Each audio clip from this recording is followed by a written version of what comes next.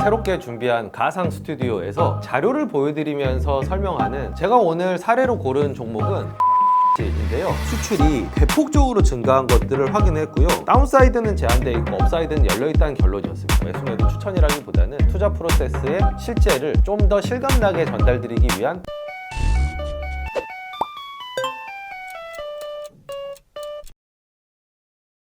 안녕하십니까, 준철쌤입니다. 오늘은 저희가 새롭게 준비한 가상 스튜디오에서 자료를 보여드리면서 설명하는 새로운 포맷의 준철스쿨을 한번 시도해보고자 합니다. 제가 오늘 전달드리고 싶은 얘기는 투자 아이디어가 최초에 어떻게 생성돼서 그것이 어떻게 개발되고 연속적으로 투자 의사결정에 영향을 미치는지, 연결되는지, 이 부분에 대해서 실제 사례를 들여서 설명을 드리고자 함입니다. 제가 오늘 사례로 고른 종목은 파마리서치인데요. 일단 저희가 5% 지분 공시도 되어 있고, 그리고 제가 말씀을 많이 드렸던, 사례로 말씀을 많이 드렸던 종목이기 때문에 아마 대부분은 좀 알고 계시지 않을까. 그리고 한 2년 6개월에 걸친 투자의 한 사이클이 이미 종료되어서 현재 진행형이 아니기 때문에 제가 조금 더 편하게 말씀드릴 수 있는 그런 기업이기 때문에 한번 골라봤습니다. 저희 내부적으로 VIP 인포메이션 시스템 VIS라는 그 리서치 DB를 가지고 있습니다. 이건 이제 저희만 보는 거고요. 저희 내부 애널리스트들이 보고서나 공시 이런 자료들을 올리는 그런 일종의 게시판인데, 파마 리서치에 관한 어떤 의견이 올라왔고 이걸 한번 보여드림으로써 사례를 쭉 풀어보도록 하겠습니다. 어디까지나 이게 매수매도 추천이라기보다는 제가 전달드리고 싶은 투자 프로세스의 실제를 좀 더 실감나게 전달드리기 위한 방법이라는 것을 감안하고 들어주시면 좋겠습니다. 제가 파마리서치에 대해서 처음 얘기를 들었던 건 비상장 투자를 주로 하시는 지인, 네트워크가 굉장히 넓으신 분인데, 이분이 정상수 회장님에 대해서 높은 평가를 저한테 전달해 주신, 이때 이 회사 얘기를 처음 들었습니다. 처음에는 그냥 바이오 회사인 줄 알고 그냥 패스를 했었습니다. 그러다가 2021년 3월 23일에 처음으로 내부에서 보고서가 올라왔습니다. 이때 생각이 나더라고요.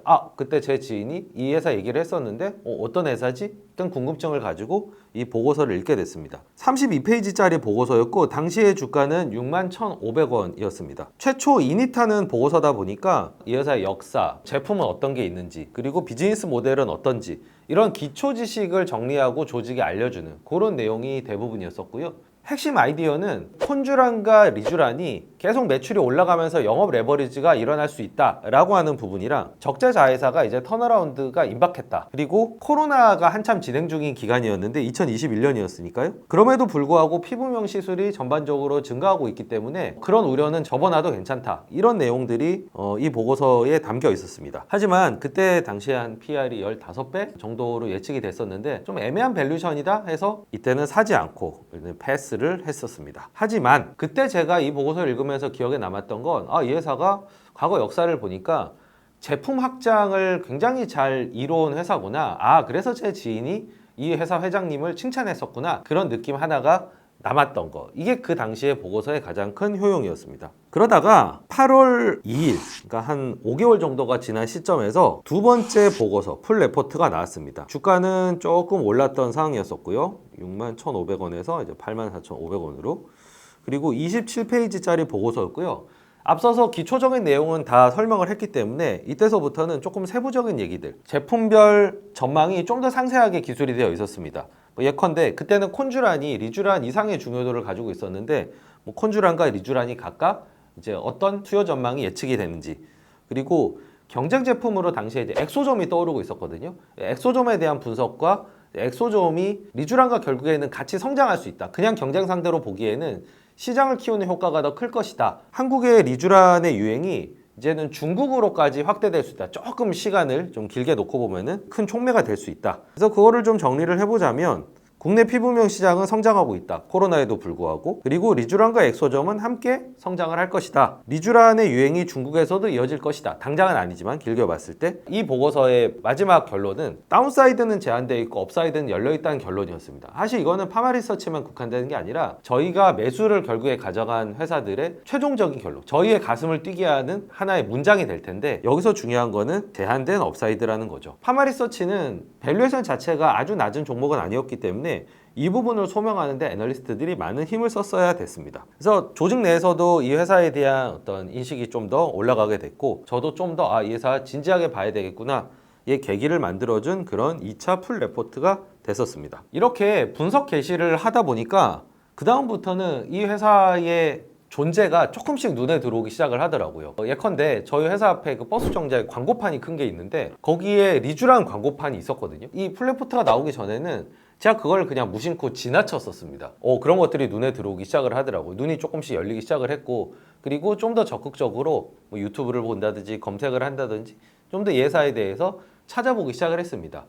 이때만 해도 포지션이 없었습니다. 그러니까 포지션이 없는 상태에서 나름 리서치를 계속 이어갔던 겁니다. 그러니까 앞에 분석 보고서는 좀 더 관심도를 환기하는 그런 효과가 있었던 거죠. 그러다가 10월 18일에 8만 원 한 중반대에서 최초로 매수를 했습니다. 그러니까 2차 풀레포트가 나왔던 이 가격, 이 가격과 비슷한 수준에서 매수를 결국에는 시작을 하게 된 거죠. 지식은 조금 더 발전을 시킨 상황이었었고요. 그래서 계속된 애널리스트하고 질의응답을 했던 그 내용들을 다시 정리해서 10월 21일에 업데이트 보고서가 올라왔습니다. 이때 뭐 주가는 크게 차이는 없었고요. 한 15페이지짜리 보고서였는데, 이때 저희가 주목했던 게 뭐 중국은 조금 멀리 있는 얘기다 보니까 국내에서 좀 더 먹힐 수 있는 확장성, 즉 제품의 확장성에 좀 주목을 했었고, 마침 그때 리쥬란 HB라는 제품과 리쥬에이드라는 제품이 나오게 됐습니다. 그래서 이 제품이 특히 HB 같은 경우에는 가장 리쥬란에 대해서 허들이었던 마취제를 살짝 섞어가지고 통증을 줄여주는 제품이었기 때문에 성공성이 좀 높고,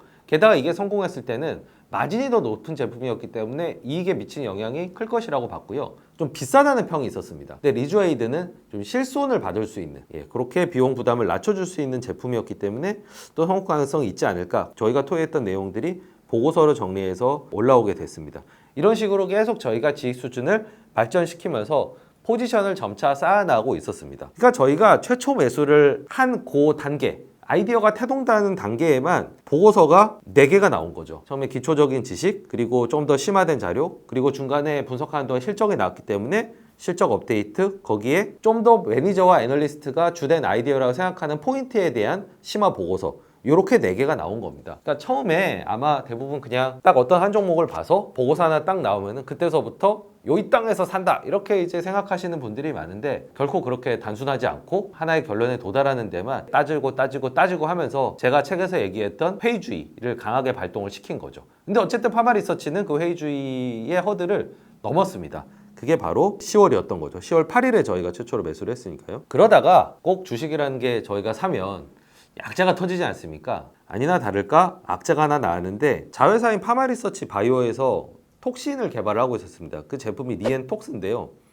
리엔톡스가 갑자기 식약청으로부터 수출 품목 허가 취소, 제조 업무 정지 6개월, 기존 유통 제품 회수 및 폐기 절차를 밟아라라는 행정처분이 나왔습니다. 그러다 보니까 이제 주가가 많이 빠지게 됐는데, 그게 11월 12일이었고요. 바로 다음 날에 파마리서치 업데이트라 그래서 리엔톡스 행정처분 때문에 주가가 빠졌는데 여기 어떻게 대응해야 될 것인가에 대한 내용이 올라왔습니다. 근데 저희의 결론은 일단 타사의 전례로 봤을 때 회사 측에서 제기하는 가처분이 인용될 가능성이 높고, 차악이 성장 동력이긴 하지만 아직은 매출 비중이 적고 그 악재를 주가가 과도하게 반영했다는 그런 생각 때문에 이거는 오히려 추가 매수로 대응을 해야 된다라는 결론이 나왔고, 이제 제가 그 아이디어를 수용을 했습니다. 그래서 이때 비중을 한 차례 올렸습니다. 그리고 또 시간이 지나니까 11월 17일에 실적이 나오게 됐죠. 3분기 실적이 나와서 3분기 실적 분석을 하고요. 저희는 포지션을 쌓고 투자를 개시하면은 일단 분기 실적은 무조건 분석을 해야 됩니다. 그게 자동적으로 올라왔고요. 이때 3개년치 전망을 정교하게 좀 모델링을 했고, 2021년 초에 태동했던 아이디어가 12월까지 쭉 이어지면서 이때가 이제 파마리서치를 저희가 담는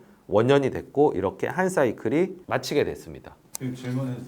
네. 저희 구독자들이 투자 의견이 뭐뭐 있는지 궁금할 수 있을 것 같아요.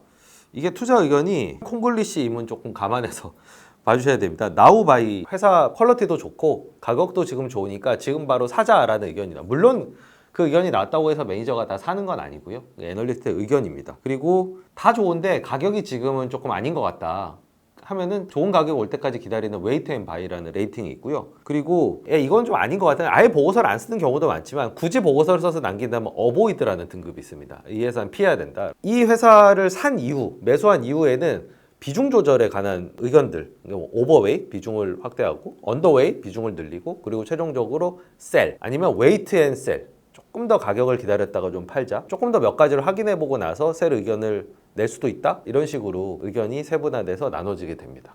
자, 앞서 말씀드린 2021년 3월부터 12월까지 이루어진 내부 보고서 발간 그리고 저희의 매매 동향 요거를 주가 그래프로 나타내 보면은 최초 아이디어가 나왔을 때가 요때고요. 2021년 3월 그리고 확장된 아이디어가 제시된 게 이때였고요. 주가는 좀 꾸준하게 그때 올랐죠. 그러다가 여기서 이제 횡보를 하기 시작을 해서 좀 빠졌을 때 주가가 하락했을 때 저희가 최초 매수를 들어갔던 이 시기가 이제 10월 8일이었고요. 8만 원 중반대였습니다. 그리고 좀 오르다가 아까 말씀드린 것처럼 리엔톡스의 악재가 나오면서 빠졌을 때 요때 비중 확대를 한 번 더 단행을 했고요. 그 이후에는 계속 제가 가끔 이제 재미삼아 얘기 드린 것처럼 직접 피부과에 가서 시술 체험을 해본다든지 유튜브를 계속 본다든지 그리고 당시에도 그 리쥬란 화장품이 있었거든요. 그걸 구매해서 이제 계속 매일 발라본다든지 이런 것들을 계속 해 나가기 시작한 것도 이 2021년 말부터였습니다. 쭉 이제 그런 습관들이 저한테 이제 생기기 시작을 했었던 거죠. 그리고 여기서 또 중요한 사건이 하나가 있었는데 이게 파마 리서치를 보다 보니까 이 업종이 조금씩 보이기 시작을 하는 겁니다. 그래서 이거는 이제 스킨 부스터라고 하는 주사제잖아요. 근데 이거하고 이제 동행해서 소비자들이 많이 이용하는 피부 미용 기기 쪽으로 아이디어를 확장을 하게 됐고 그 첫 타자로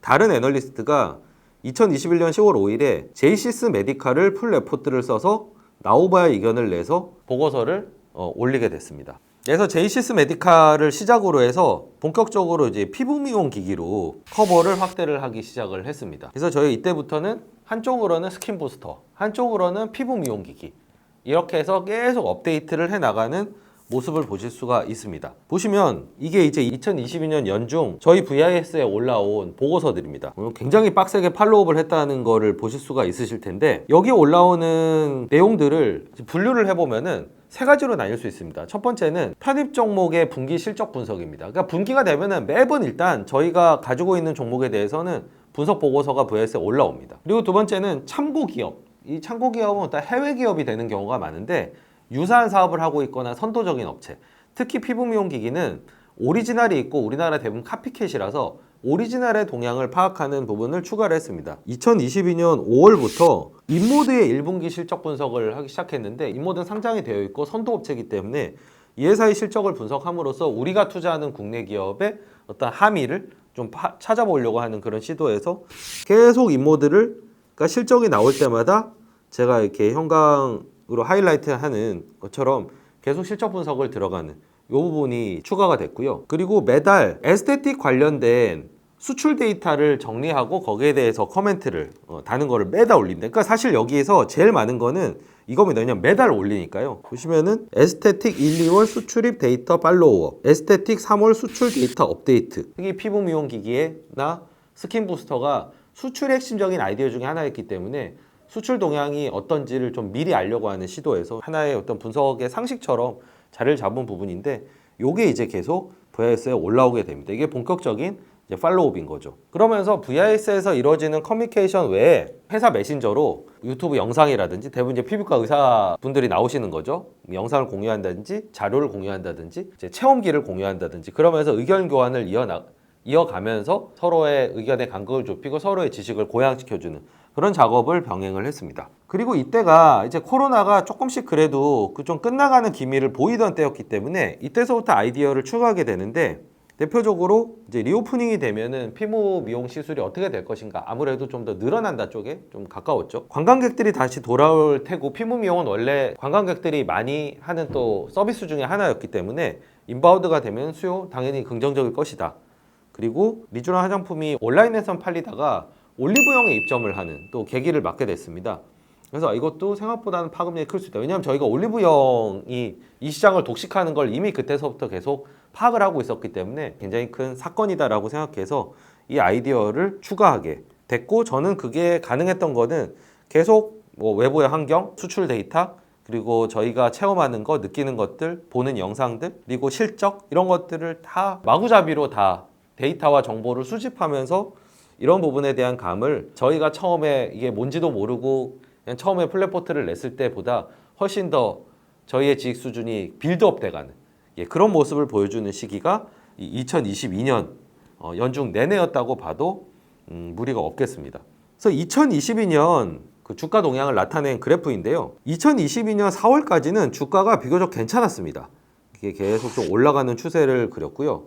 다만 이제 저희가 판단할 때는 실적이 좀 본격화되지 않았고 이게 전환사채를 발행해놨기 때문에 좀 잠재 오버행이 10만 원 이상에서는 있을 수도 있겠다라는 걱정이 조금 들어서 그러니까 주가가 앞서간다는 그런 걱정이 좀 들어서 일부 비중 축소를 좀 했습니다. 왜냐하면 그 밑에 뭐 7만 원, 8만 원 요때 주가가 길 때 좀 전 포지션을 계속 쌓았기 때문에 요때 사놨던 거를 조금 덜어내는 그걸 10만 원에 좀 근접했을 때 단행을 하게 됐고요. 마침 그렇게 좀 줄여놓고 나니까 이후에 주가가 계속 하락을 하게 되는데 하락한 이후에도 계속 횡보를 하게 되는 모습을 보여주게 됩니다. 이거는 저는 이제 두 가지 이유가 있었다고 생각을 합니다. 첫 번째는 일단 시장 자체가 굉장히 약세였습니다. 2022년이 지금 살짝 기억이 좀 옅어졌을 수 있지만 굉장히 힘든 하락장이 이어졌던 시간이었잖아요. 그러니까 파마리서치도 사실 주가가 강하게 가기가 어려웠던 환경이었습니다. 거기에 파마리서치는 소비재적인 제품을 다루기 때문에 마케팅비를 많이 쓰는 회사 중에 하나입니다. 이 2022년에 리쥬란 브랜드를 주사제든 화장품이든 올리기 위해서 마케팅비를 계속 지출을 해서 매출 성장에 비해서 이익을 기준으로 한 분기 실적이 좀 밋밋했었습니다. 주식시장 약세를 벗겨낼 만큼의 숫자를 보여주진 못했기 때문에 좀 하락하고 주가가 횡보하는 그런 구간을 보였다고 보고요. 이때 비중 축소를 했던 시기와는 달리 이렇게 횡보하는 구간에서는 비중을 조금씩 다시 올리면서 특히 이렇게 좀 주가가 많이 빠졌다고 생각하는 구간에서는 비중을 올리면서 포지션이 계속 늘어났습니다. 그러니까 2022년은 저희가 지식 수준도 많이 늘어나고 그리고 이 회사에 대한 확신은 커졌지만 주가는 좀 반대로 움직였고 사실 대부분의 겪는 일입니다. 시장이 안 좋을 수도 있고 실적이 조금 더디 갈 수도 있고 시장이 아직 모를 수도 있고 바로 반영이 되는 게 아니라 오히려 이렇게 빠질 수 있는데 이때를 분할 매수로 대응하면서 기회로 좀 삼았다. 이렇게 2022년을 해고를 합니다. 자, 이제 대망의 2023년에 접어들었는데 나름대로 이거는 저한테는 굉장히 큰 분기점이 되는 사건이니까 4개월 동안 주가가 2배가 된 거예요. 제가 말씀드린 그 격언을 입증하는 사례